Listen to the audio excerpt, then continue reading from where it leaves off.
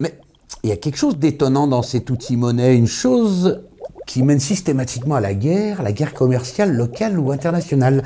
Disséquons cet outil pour voir ce qu'il a dans le ventre.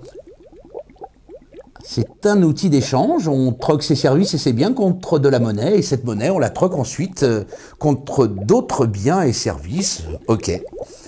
Eh bien voilà, j'ai la solution. Faire de la monnaie avec des feuilles d'arbre. Comme ça, tout le monde en aura suffisamment pour vivre. Excusez-moi, mais vous voulez troquer mes fruits contre des feuilles d'arbre que chacun peut ramasser comme il veut? Non mais vous n'êtes pas en train de me prendre un peu pour un con, là?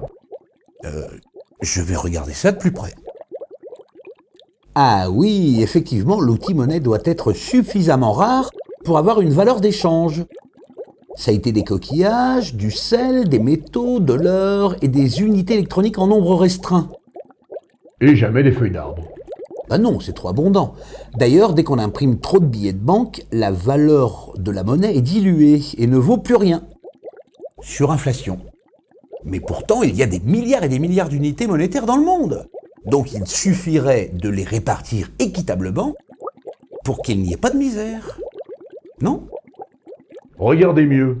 Qu'est-ce qui se passe lorsqu'il y a beaucoup d'argent sur un marché? Les prix augmentent. Il y a inflation.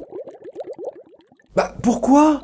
C'est-à-dire que si ça, vous pouvez le vendre 3 €. Bon, c'est bien. Mais comme les gens ont suffisamment d'argent, puisque l'argent ne manque pas, pourquoi ne pas vendre ce même produit à 5 ou 6 €? Je serais bien con de ne pas en profiter, vu que le concurrent a aussi le même raisonnement. Ah oui, mais ça va pas là, je vais mettre un fixateur de prix là, comme ça. Pas d'inflation, voilà. Et alors? Qu'est-ce qui se passe quand on bloque les prix? Ça développe le marché noir, les trafics lorsqu'on est en sous-production, et la qualité des produits baisse. Comment ça se fait? Le but est toujours de faire du fric, c'est-à-dire de la marge, puisque c'est d'avoir du fric qui assure notre survie. Or, comme les prix sont bloqués, on rogne sur la qualité pour augmenter sa marge. Mais et la concurrence? Vous avez déjà vu des concurrents se battre pour des parts de marché lorsque la marge n'existe pratiquement pas?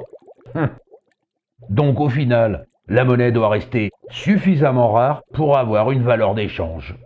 Sinon, la valeur est diluée. Logique. Et si un objet, la monnaie, est suffisamment rare, est-ce que tout le monde peut en avoir suffisamment? Bah non. Si certains ont, d'autres n'auront pas. Oh là là là là là là là là. Ça veut dire que tant qu'on utilisera de la monnaie, il y aura de la misère. La monnaie génère le non-accès, génère la misère. Mais on ne m'a jamais appris ça à l'école.